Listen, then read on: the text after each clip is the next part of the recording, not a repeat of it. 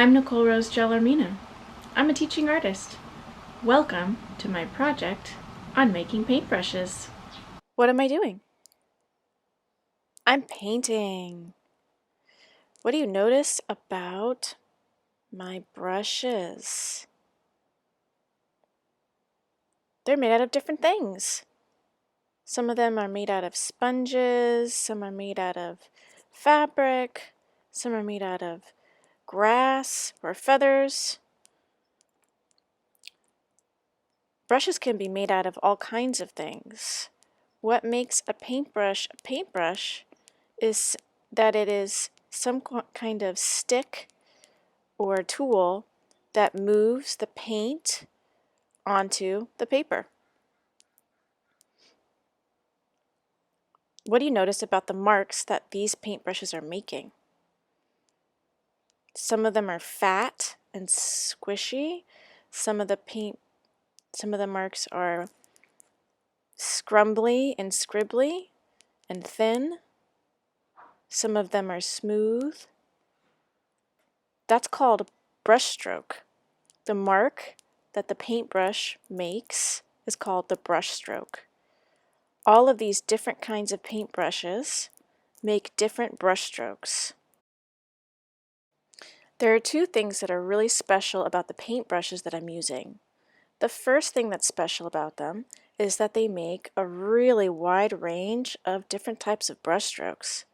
The second thing that's really special about these paintbrushes is that I made them myself using ordinary household materials. Maybe you're lucky and you have brushes at home, but you would like to try to experiment with making some brushes that create unexpected or new types of brush strokes. Maybe you don't have any brushes at home and you would really like to get started on painting and you'd like to make some brushes. In this video, I will show you a couple techniques for using everyday household materials to make a whole set of experimental brushes. That means paintbrushes that don't make ordinary brush strokes that you might expect. What do you notice about my paint? There is no paint, it's just water. You might be lucky enough to own paint, or you might only have access to water, paper, and a camera on your phone. I'm using a big container of water with these brushes and painting directly onto some brown paper. Here I'm actually painting onto the table. You can try painting onto plain white paper. It can be a little difficult to see the wet marks against the dry marks. I chose the brown paper in the beginning because darker papers show watermarks more easily. Don't forget to snap a few pictures of your painting before the water dries. You may also have access to other materials at home in which you can use to make your own paint. More links below to find out how that's done. Let's check out these brushes made by Egyptian artists and artisans during ancient times.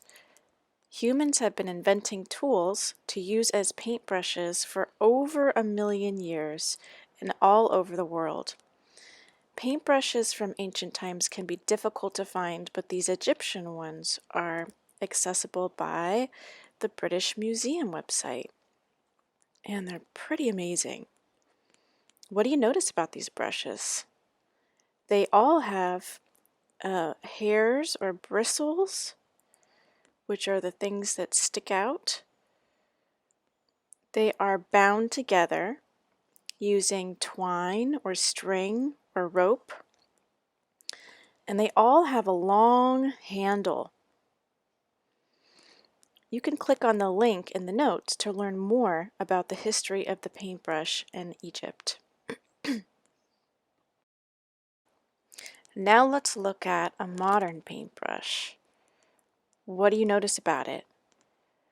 Well, it's got bristles on the left end. These can be made of animal hairs or plant fibers or sometimes synthetic materials. It's got This particular brush has plastic and wire that binds the bristles together, and that's called a ferrule. Ferrules can also be made of metal or plastic. And finally, this brush has a long wooden handle. Handles, again, can also be made of metal and plastic. Here's another brush that's got all three of the same components. So our modern brushes haven't really evolved very much since the time of ancient Egypt. Let's take some time to collect the materials that we need.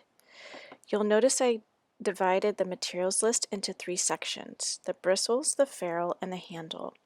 These are all materials that you can usually find at home or at the corner store. You don't need all of these materials to make brushes. You just need one or two materials from each of the three components in order to make the brushes. The more of these things you can find, the more experimenting you can do. So again, you just need a couple of items from each of the three sections, and you'll definitely need a pair of scissors. For the bristles, we can use ribbons, we can use straw, any sort of dried plant matter like branches or dry grass, yarn, bits of fabric. Different types of fabric will create different effects. Pipe cleaners, sponges used to apply makeup, also sponges used to wash dishes could also work.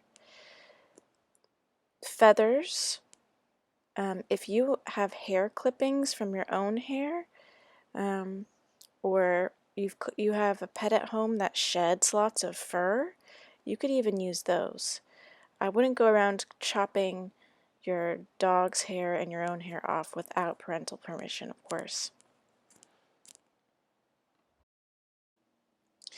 To create a strong ferrule, really anything that binds things together will work. So glue of any kind. White glue is fine. If you have stronger glue like wood glue or craft glue, or you have the ability to get parental help to use a hot glue gun, those are even better. Foil can help us bind things together. Bits of twisty ties or thin wire that's easy for you to bend.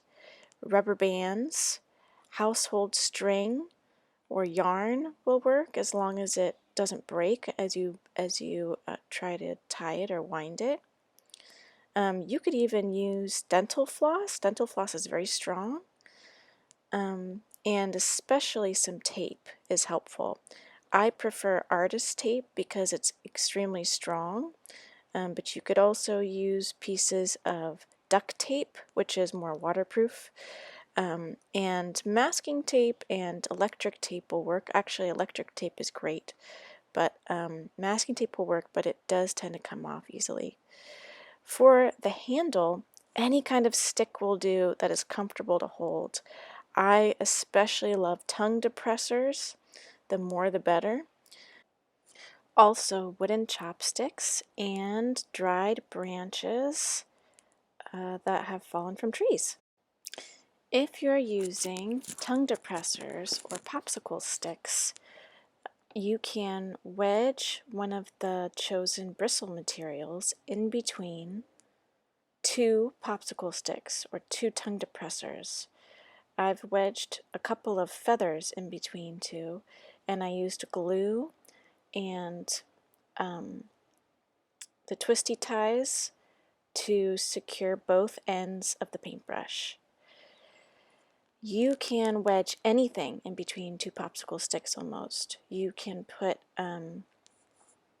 pipe cleaners, ribbon, yarn. You can put anything in between the two. I suggest putting glue in between the two popsicle sticks and then again binding them at both ends either with tape or twisty ties or rubber bands to secure them. If you are using a found stick or a single chopstick, that can be a great way to, you can wrap up a bunch of fabric or wrap up a bunch of yarn or string or moss or ribbons and bind those together on one end using a rubber band or string. And all you have to do is stick that single chopstick or that single found stick into one end of the bound side of the bristles that you made. If you have a fresh pair of chopsticks that haven't yet been separated, you can wedge the materials into that pair of chopsticks before breaking them apart. As long as you're ready to experiment, there's really no way to fail when making paintbrushes. This video was made in partnership between myself, Nicole Rose Gelormino, and the Luther Burbank Center for the Arts for their Let's Be Creative video series, which airs every Tuesday at 3:30 p.m.